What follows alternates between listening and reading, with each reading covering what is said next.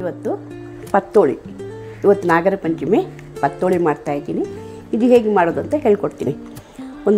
ಒಂದು ಗಂಟೆ ಮುಂಚೆ ದೋಸೆ ಅಕ್ಕಿ, ಸ್ವಲ್ಪ ದಪ್ಪ ಅವಲಕ್ಕಿ ಹಾಕಿ ನೆನೆಸಿಟ್ಕೊಳ್ಳಿ. ಅದನ್ನು ರುಬ್ಲಿಕ್ಕೆ ಹಾಕುವಾಗ ಸ್ವಲ್ಪ ತೆಂಗಿನಕಾಯಿ, ಸ್ವಲ್ಪ ಬೆಲ್ಲ, ಸ್ವಲ್ಪ ಉಪ್ಪು ಇದೆಲ್ಲ ಹಾಕಿ ರುಬ್ಕೊಳ್ಳಿ.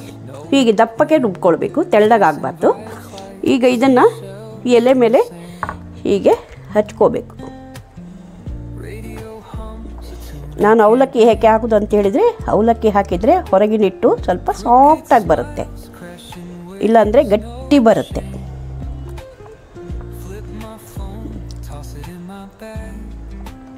ಹೀಗೆ ಎಲ್ಲ ಎಲೆಗೂ ಇದನ್ನು ಸಾರಿಸ್ಕೋಬೇಕು. ಈ ಥರ ಹೂರಣನೂ ರೆಡಿ ಮಾಡಿ ಇಟ್ಕೊಳ್ಳಿ. ಆ ಹಿಟ್ಟು ಹೇಗೆ ರೆಡಿ ಮಾಡಿ ಇಟ್ಕೊಂಡಿದ್ದೀರೋ ಅದೇ ಥರ ಈ ಹೂರಣನೂ ರೆಡಿ ಮಾಡಿ ಇಟ್ಕೊಳ್ಳಿ.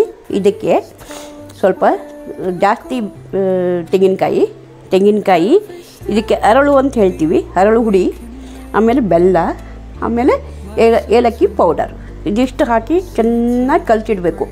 ಅದು ಪಾಕ ಥರ ಬರಬೇಕು ಕಲಸಿದ್ದು. ಇದನ್ನು ಈ ಥರ ಹಿಟ್ಟಿದ್ರಲ್ಲಿ ಈ ಥರ ಮೇಲೆ ಈಗ ಹಾಕೋದು. ಜಾಸ್ತಿ ಸಿಹಿ ಬೇಕಂತ ಹೇಳಿದರೆ ಜಾಸ್ತಿ ಹಾಕ್ಕೊಳ್ಳಿ, ಸ್ವಲ್ಪ ಸಿಹಿ ಬೇಕಂತ ಹೇಳಿದವರು ಸ್ವಲ್ಪ ಹಾಕ್ಕೊಳ್ಳಿ. ಈ ಥರ ಹಾಕ್ಕೊಂಡು ಆಮೇಲೆ ಈ ಥರ ಬೇಯಿಸುವ ಪಾತ್ರೆ, ಇಡ್ಲಿ ಪಾತ್ರೆ ರೆಡಿ ಮಾಡಿ ಇಟ್ಕೊಳ್ಳಿ, ಬಿಸಿಯಾಗಿ ರೆಡಿ ಮಾಡಿ ಇಟ್ಕೊಳ್ಳಿ. ಆಮೇಲೆ ಇದನ್ನು ಫೋಲ್ಡ್ ಮಾಡಿ, ಈ ಥರ ಫೋಲ್ಡ್ ಮಾಡಿ ಇದರಲ್ಲಿ ಒಂದು ಅರ್ಧ ಗಂಟೆ ಬೇಯಿಸಿಟ್ಕೊಳ್ಳೋದು. ಅದನ್ನು ನಾನು ಆಮೇಲೆ ಹೇಳ್ಕೊಡ್ತೀನಿ. ಈ ಥರ ಉದ್ದಕ್ಕೆ ಎರಡು ಫೋಲ್ಡ್ ಮಾಡಿ ಹಬೆಯಲ್ಲಿ ಒಂದು 3/4 ಗಂಟೆ ಬೇಯಿಸ್ಕೋಬೇಕು. ಇದು ಸ್ವೀಟಾಗಿರೋದ್ರಿಂದ 3/4 ಗಂಟೆ ಬೇಯಬೇಕು ಚೆನ್ನಾಗಿ. ಓಕೆ, ಹಾಂ, ಬೆಂದ ಮೇಲೆ ತೋರಿಸ್ತೀನಿ.